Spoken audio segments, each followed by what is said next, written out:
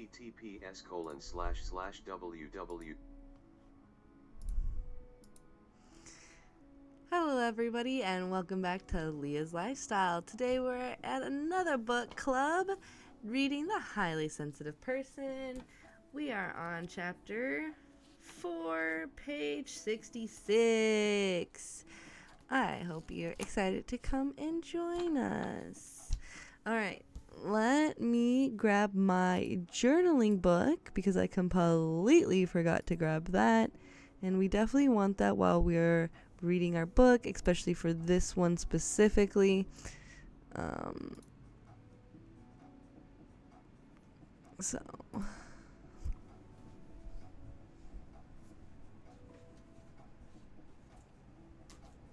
alright, and I got a pen,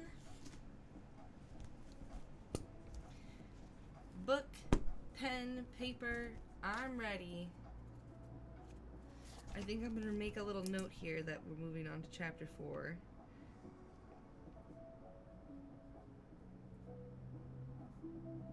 I didn't do that for 1, 2, and 3, but you know, you learn to do notes as you go. So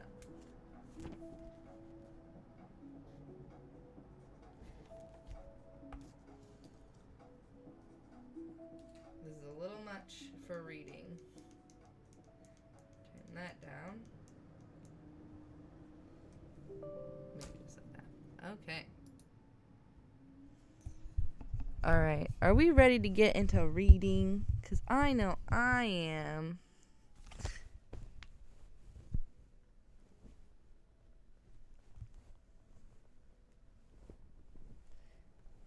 Comfy!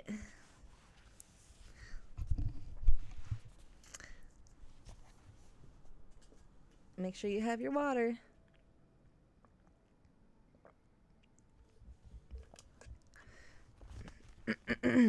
Reframing your childhood and adolescence. Learning to parent yourself. In this chapter, we'll begin to rethink our childhood as you read about typical experiences of sensitive children. Memories of yourself as a child will return, but you'll see them freshly through the lens of your new knowledge about your trait. These experiences matter. Like a plant, the kind of seed that goes into the ground, your innate temperament is only part of the story. The quality of soil, water, and sun also deeply affect the grown plant that is now you. If the growing conditions are very poor, the leaves, flowers, and seeds barely appear. Likewise, as a child, you did not expose your sensitivity if your that was an ant. I guess it's getting warmer out. You did not expose your sensitivity if your survival required different behavior.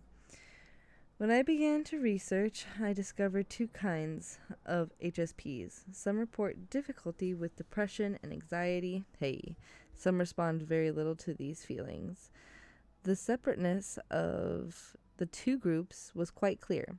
Later, I discovered that the depression and anxious HSPs almost all had troubled childhoods.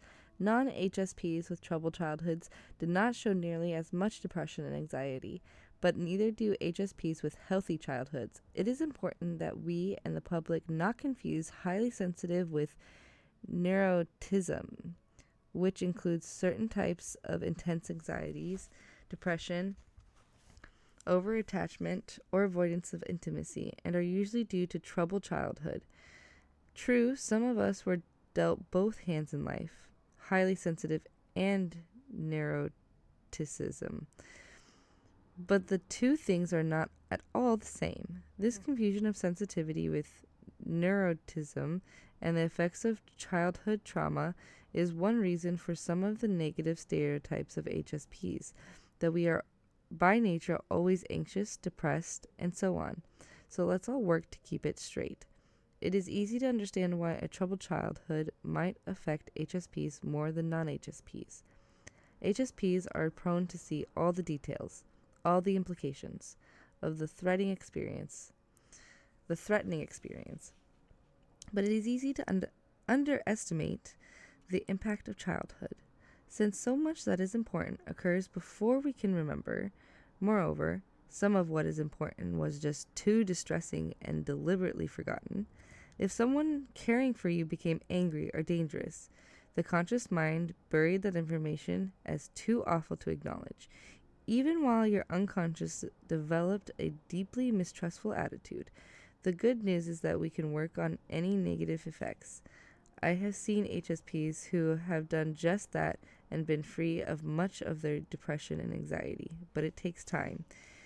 Even if your childhood was wonderful, however, it was probably difficult being highly sensitive. You felt different, and your parents and teachers, even if excellent in most respects, did not know how to handle sensitive children. There simply was not much information on the trait, and there was so much tension about making you normal, like the ideal. A final point to remember: sensitive boyhoods and girlhoods are quite different from each other. In this chapter, therefore, I will pause often to point out how your experience probably differed with your gender. Marcia, a wisely avoidant little girl, Marcia, an HSP in her 60s, saw me in psychotherapy for several years, hoping to understand some of her compulsions. In her 40s, she had become a poet and photographer, and at 60 her work was gaining considerable respect. While some of her story is distressing, her parents basically did their best, and she has dealt well with her past and continues to learn from it, both inwardly and through her art. I think if you were to ask today if she is happy, she would say yes, but what matters most is her steady growth in wisdom. Marcia was the youngest of 6 children born to immigrant parents struggling to make ends meet in a small Midwestern town. Marcia's older sister recalled their mother sobbing at the news of each of her pregnancies. Marcia's aunt recalled her mother, their sister, as deeply depressed, but Marcia has no memory of her mother ever being slowed down by grief, depression, fatigue, or hopelessness. She was an impeccable German housekeeper and devout churchgoer. Similarly, Marcia's father worked, ate, slept. The children did not feel unloved. Their parents simply had no time, energy, or money for affection, conversation, vacations, helping with homework, imparting wisdom, or even giving gifts. This broad brood of six chicks, as Marcia sometimes described herself and the others, mostly raised themselves. Of the 3 styles of attachment that you read about in the previous chapter, secure, anxious, and avoidant, Marcia's early childhood required her to be avoidant. She had to be a child who did not need anyone, who caused as little trouble as possible. Little Marcia, HSP, in bed with the big beasts. During the first 2 years of Marcia's life, the household sleeping arrangement placed her in the same bed with 3 older brothers. Alas, they used their babysitter to experiment sexually in the way that unsupervised children sometimes do. After 2 years, she was moved to her sister's room. All she recalls is that finally I felt a little bit safe at night, but she remained the target of cruel, overt sexual harassment from one of her older brothers until she was 12. Marcia's parents never noticed all of this, and she believed that if she told her brothers, her father would kill them. Killing was a part of life. It seemed that it could happen. Marcia recalled being stunned by the regular beheading of chickens in the backyard and the callous attitude towards this necessity of life. So there is extra meaning in her seeing the children of her family as a brood of chickens. Thank you for the fall. Oh, Posico, thank you for the cheer, for the bits. Thank you. I appreciate you. I love your little... I don't know what those are. Those are cute.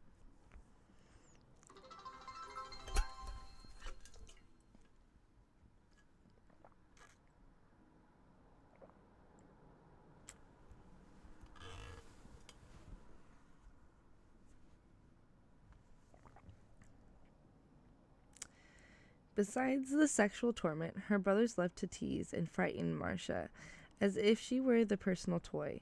More than once they caused her to faint from fear.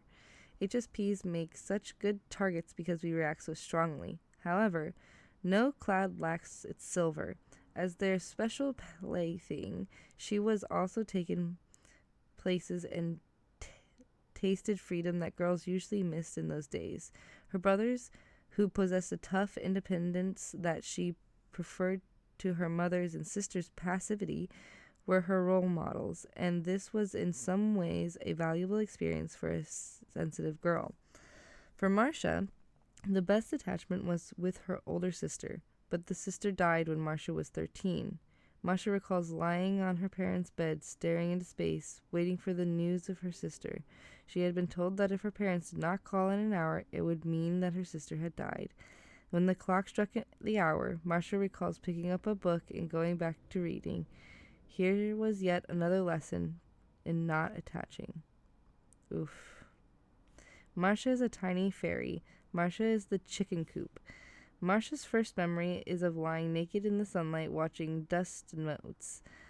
Awed by the beauty of a memory of her sensitivity as a source of joy, it has been the way of her life, especially now that it can be expressed in her art.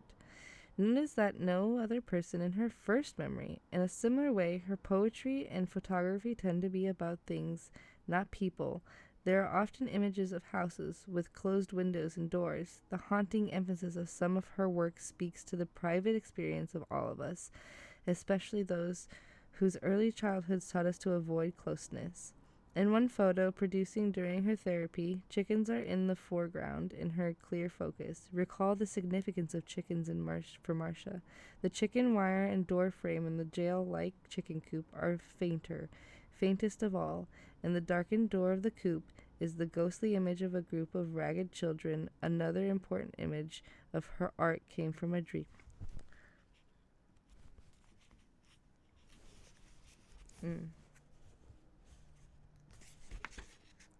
Came from a dream about a bright, angry little fairy who lived in a secret garden and would allow no one in.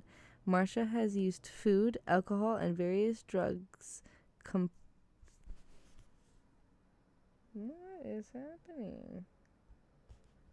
Marcia has used food, alcohol, and various drugs compulsively in amounts that bordered on excessive. But she was too smart to go over the edge, having a very particular streak and IQ of over 135. In one dream, she was wheeling a starving, angry infant through a banquet hall filled with food, but it wanted none of it. We discovered that the baby was starved in a greedy, desperate way for love and attention. Like hungry chickens, when we cannot be fed what we need, we feed ourselves what we can find. Ooh, that's so sad. I just had two. That was like a little second guy, and now that's worrying me.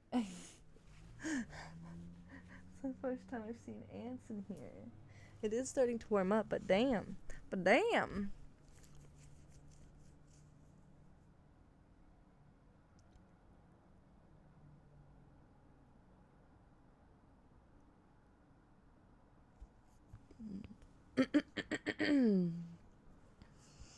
I don't know Sweden, actually, so I have no idea. But I hope that it happens soon for you to fix your knee.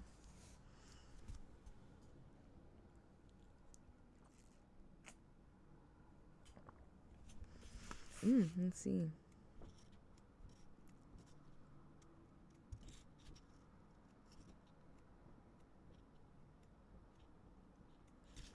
Chapter 5 is a way off. Ooh. HSPs and attachment. In the previous chapters, we learned about the importance of your attachment to your caretaker, usually your mother. An insecure attachment style will persist throughout life unless one has an unusually secure one with someone in adulthood, such as a mate or during long-term psychotherapy. Alas, non-therapy relationships sometimes can't withstand the task of undoing childhood-based insecurity. The avoidance of intimacy or the compulsion to merge in fear of being abandoned Also, while you go out into the world unconsciously seeking that long desired security, without extensive experience with what you seek, you often repeat the same old mistakes, choosing again and again the same familiar sort of person who makes you feel insecure. While I found a slight tendencies for more HSPs than non-HSPs to show one of the non-secure attachment styles for as adults, that does not mean the trait creates the situation. It probably reflects the way a sensitive child is more aware of the subtle cues in any relationship. As an HSP, some of your most important lessons about the other was whether to expect help with overarousal or an extra dose of it. Every day was a lesson. In this diary of a baby, described in Chapter 2, Stern gives the example of a face duet between Mother and the imaginary Joey. Mother coos and brings her face close, then withdraws. Joey smiles, laughs, encouraging the game, but eventually it becomes too intense. At the moment of overarousal, Stern's imaginary Joey breaks eye contact and looks away, in effect stopping the arousal. To describe the face duet, Stern again uses the weather analog, the mother being the wind which plays over the child. So when Joey is overwhelmed, Stern imagines the diary entry. Her next gust is rushing towards me, whipping up space and sound. It is upon me. It strikes me. I try to meet its force, to run with it, but it jolts me through and through. I quake. My body stalls. I hesitate. Then I veer off. I turn my back to her wind, and I coast into quiet water, all alone. This should be the familiar to you now. Joey is trying for that optimal level of arousal described in Chapter 1. Those taking care of babies usually sense this. When a baby is restless and bored, they invent games like the face duet or something more arousing, like making weird faces or reaching slowly to ward the child while saying, "I'm gonna get you." The squeals of delight are a great reward to the adult, and they may be a sense that being pushed to the limit is good for the child's confidence and flexibility. When the child shows distress, however, most adults stop. Now consider our imaginary, highly sensitive Jessie. The face duet is probably not much different, except that it is a little quieter and briefer. Jessie's mother will have adjusted her playing in order to keep Jessie within his comfort range. But what about those times when others get their hands on Jessie? Suppose his older sister or grandpa makes the duet a little more intense. What if Jessie averts his gaze, his way of taking a time out? His sister moves in close, that they are face to face again, or she turns Jessie's face back. Maybe Jessie closes his eyes. Maybe his sister puts her mouth on Jessie's ear and screams. Maybe Grandpa takes him and tickles him or tosses him up in the air a few times. Jessie has lost all control over his arousal level, and each howl of Jessie's bringing a fresh rationalization. He loves it. He loves it. He's just scared a little. Oof.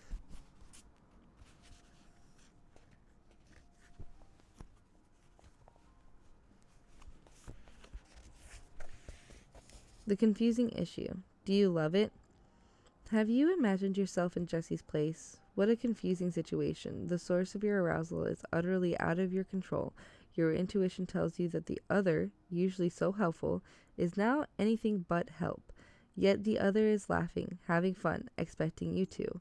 Here's a reason why you may find it hard, even now, to know what you do and do not like. Separate from what others like to do to you or with you or think you should like. I remember once watching two dog owners taking their small pups into the surf and throwing them out into the deep water. The dogs swarmed desperately to their owners' waiting arms, even though it meant that the treatment would be repeated. Not only was it probably the only alternative to drowning, but these arms were the ones that provided all the safety, food the pups had ever known. So they wagged their tails wildly, and I suppose their owners believed that they wanted and thought the pups loved the game. Maybe even the pups were unsure after a while. Then there was the HSP whose earliest memory was of being the imaginary doe in a family reunion skit of a patty cake. In spite of crying and pleading with her parents, the 2-year-old was passed in a circle from stranger to stranger, relieving the long repressed feelings that went with this memory. She realized that it and other situations she had probably repressed completely left her with a sense of helplessness, terror around being picked up, about being controlled physically in any way, and about her parents not protecting her. The bottom line is that in those first years, you either learned to trust the other and the outer world generally, or you didn't. If you did, your sensitivity remained, but you were rarely threatened into distressing long-term arousal. You knew how to handle it. It seemed under your control. If you asked others to stop doing something, they did. You knew you could trust them to help you rather than overburden you. On the other hand, one way the chronic shyness, anxiety, or social avoidance can begin is if your early experience did not build that trust. It is not inborn but learned. This either or effect is not rigid. You probably learn to trust in some situations more than others, but it is also true that in the first 2 years the child adapts an overall strategy or mental representation of the world, which can be quite enduring.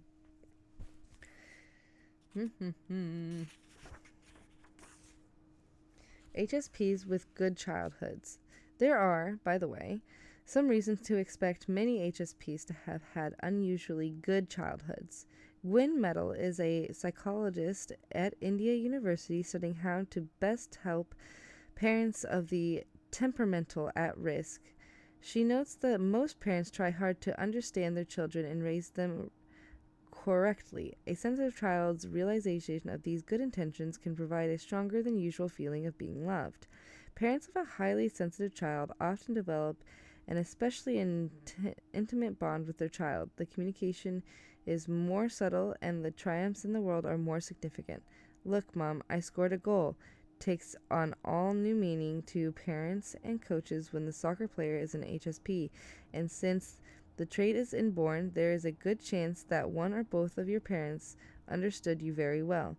Research at the University of California Medical School in San Francisco found that children who are highly sensitive to stress had more injuries and illness if they were under stress, but actually had fewer when not under stress, since stress is greatly influenced by the security of children's attachment and family life. I think it's safe to assume that highly sensitive children enjoy a secure attachment style, also enjoy usually good health.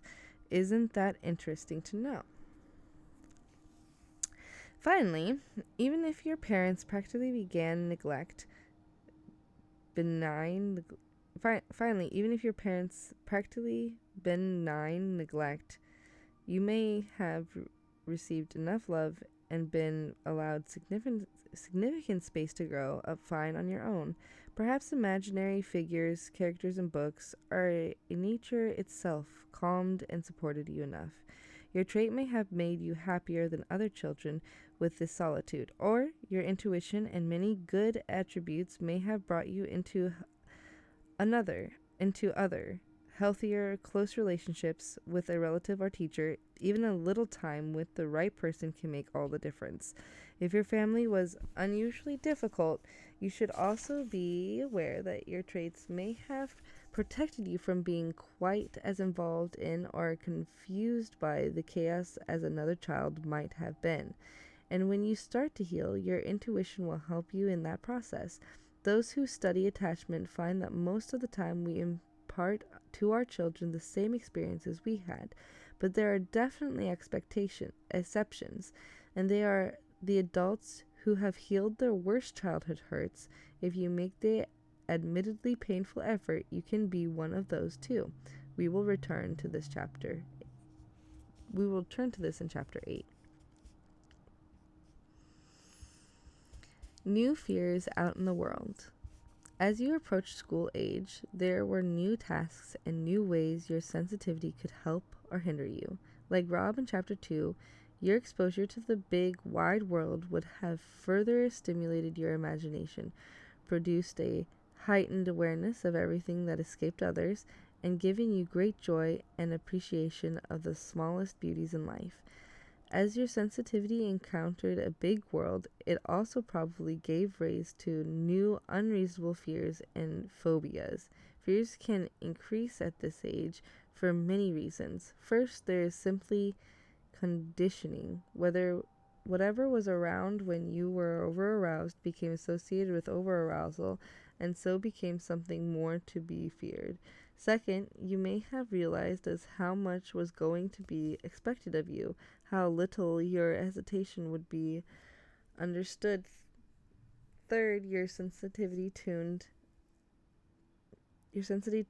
antenna picked up on all the feelings in others, even those emotions they wanted to hide from you are themselves. Since some of those feelings are frightening, given that your survival depended on these people, you may have represented your knowledge of them, but your fear remained and expressed itself as more unreasonable fear. Finally, being sensitive to the discomfort, disapproval, or anger of others probably made you quick to follow every rule as perfectly as possible, afraid to make a mistake, being so good all the time, however, meant ignoring many of your normal human feelings, irrational frustration, selfishness, rage. Since you were so eager to please, others could ignore your needs when, in fact, yours were often greater than theirs. This would only fuel your anger, but such feelings may have been so frightening that you buried them. The fear of their breaking out would become yet another source of unreasonable fears and nightmares. Finally, for many of you, the patience your parents showed and your sensitivity in the first 3 years now ran thin. They had hoped you would outgrow it, but as it came time to send you to school, they knew the world was not going to treat you gently. They may have begun to blame themselves for overprotecting you, to launch a campaign of pushing you harder. Maybe they even sought professional help, giving you an even stronger message that something was wrong with you. All of this also could have added to your anxiety at this age. The problem of sensitive little boys. There appears to be just as many males as females born as HSPs, but then your culture gets hold of you. Cultures have strong ideas about how little men and women ought to behave. The issue is so important to us that it is almost funny. A colleague told me about this information psychological experiment. A new baby was left in a park with an attendant who, when asked by passers, would claim to have agreed to sit with the child for a few moments and did not know if it was a boy or a girl. Everyone stopped to admire the infant, was quite distressed on not being able to know the child's gender. Some even offered to undress the child to find out. Other studies explain why gender matters so much. People tend to treat baby boys and girls quite differently. It is fascinating how extensively gender is confused with sensitivity. Men should not be sensitive, women should be, and it all begins at home. Researchers show that little boys who are shy are not liked as well as their mothers, which, according to the research, can be interpreted as a consequence of the value system of their mother. What a start on life. Shy boys get negative reactions from others too, especially when the boy is also mild-tempered at home. Wow. It's fucking crazy. Sensitive little girls, mother's special companions. In contrast to shy boys, girls seen as shy get along well with their mothers. They are good ones. The problem here is that sensitive girls can be overprotected. In the sensitive daughter, a mother may find the child she dreams of, the one who will not, should not, and could not leave home. Feels, all of which dampens the sensitive little girl's natural urge to explore and overcome her fears. Girls at every age show more negative effects, including withdrawal from the world, from the negative attitudes their mothers their mother has toward them, criticism, rejection, coldness. This is probably far more true for sensitive girls. Moreover, fathers often forget to help their daughters overcome their fears. Finally, overall, little girls are more affected by both parents, for better or worse. Having read all of this, it is time to think about the way in which you need to be be a different kind of parent to yourself now. To begin, do the self-assessment of how you cope with threats of over-arousal. That's like on the next page, but let me just see how it... Yeah, it switches here. Okay, I think we're gonna pause there today. Okay, thank you so much for joining me. I really appreciate it. Don't forget to like, share, and subscribe. Comment down below. Was there anything so far in chapter 4 that you really connected to? I feel like for me, it was definitely this last part about like the special little girls, and then like there was something else back here that I would need to reread, that just about the childhood, like patty cake. Yeah, the patty cake pass around thing. It wasn't exactly like that, but yeah. And then the stuff around like the girl that was being like sexualized by her brothers and stuff, that like all of those really like hit deep with me. So let me know, what was it about you? And until next time, bye. Stream will be